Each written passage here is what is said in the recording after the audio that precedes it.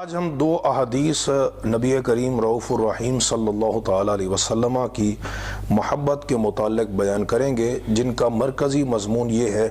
کہ ہمیں حضور نبی کریم علیہ الصلوۃ والسلام کی ذات اقدس سے ہر شے سے بڑھ کر محبت کرنی چاہیے، اپنی اولاد سے، اپنے ماں باپ سے، اپنے اعزاء اقارب سے، اپنے کمائی کے مالوں سے، اور اپنی ذات سے بھی بڑھ کر ہمیں حضور نبی کریم علیہ السلام کی ذات اقدس سے محبت کرنی چاہیے۔ چنانچہ صحیح بخاری کتاب الایمان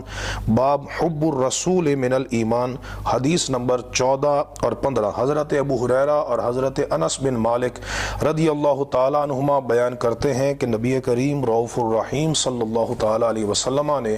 ارشاد فرمایا، لا یؤمن احدکم، فرمایا تم میں سے کوئی بندہ مومن نہیں ہو سکتا حتی اکون احب الیہ من والدہ و ولدہ والناس اجمعین، یہاں تک کہ فرمایا کہ میری